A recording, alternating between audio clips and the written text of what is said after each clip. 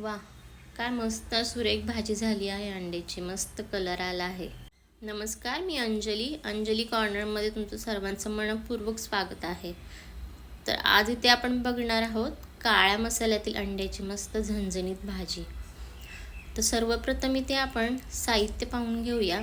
यासाठी आपल्याला लागणारे कोथिंबीर, आलं, लसूण, थोडं अर्धी वाटी सुक्कं खोबरं, 5-6 उकडलेली अंडी, तेल आणि मसाले. सर्वप्रथम इथे एका कढईमध्ये थोडंसं तेल टाकून थोडं खोबरं भाजून घ्यायचं आहे. त्यानंतर 2 चिरलेले कांदे चांगले परतून घ्यायचे आहेत. त्याला सोनेरी रंग येईपर्यंत परतायचे आहेत. नंतर त्यामध्येच लसूण, आलं हे सगळं टाकून छान त्यालाही परतून घ्यायचं आहे. 2 ते 3 मिनटं परतलं तरीही चालेल. यानंतर हे सर्व वाटण काढून घ्यायचं आहे आणि त्यामध्ये मस्त हिरवीगार कोथिंबीर घालून ते सर्व वाटून घ्यायचं आहे. यानंतर आपल्याला इथे मसाले लागणार आहेत. त्यामध्ये 2 टेबलस्पून काळा मसाला, थोडी हळद, गरम मसाला आणि लाल मिरची पावडर. इथे तुमच्याकडे काळा मसाला नसेल तर तुम्ही घरगुती मसालेही वापरू शकता. त्यानंतर कढईमध्ये 2 चमचे तेल घेऊन त्यामध्ये तमालपत्र टाकायचं आहे आणि आपण जे बारीक वाटण वाटलेलं होतं ते टाकून त्यामध्ये छान परतून घ्यायचं आहे.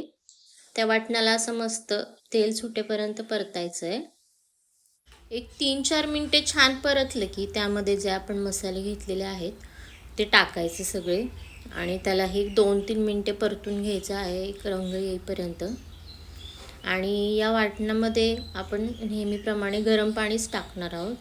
गरम पाण्यामुळे रश्श्याला छान तरी येते, त्यामुळे सहसा गरम पाणीच वापरत जाईल. ते थंड पाणी वापरू नका. आणि नंतर आपण जी काही 5-6 अंडी उकडली आहेत त्याला असे व्यवस्थित चिरे देऊन ती यामध्ये सोडायची आहेत. त्याला स्लिट दिल्यामुळे थोडासा मसाला त्याच्यामध्ये जातो आणि अंड्यांना छान चव लागते. आता हे मस्त 4 ते 5 मिनिटे बारीक गॅसवरती उकळून द्यायचे आहे. उकळल्यानंतर त्याला छान असा तरीचा रंग येतो.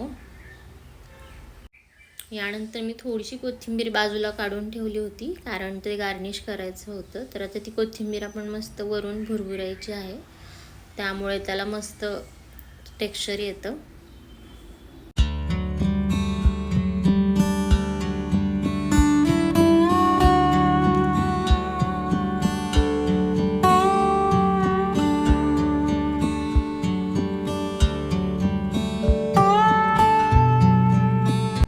अशा पद्धतीने आपली झणझणीत अंड्याची भाजी तयार आहे. ही तुम्ही चपातीसोबत, भाकरीसोबत किंवा भातासोबतही सर्व करू शकता.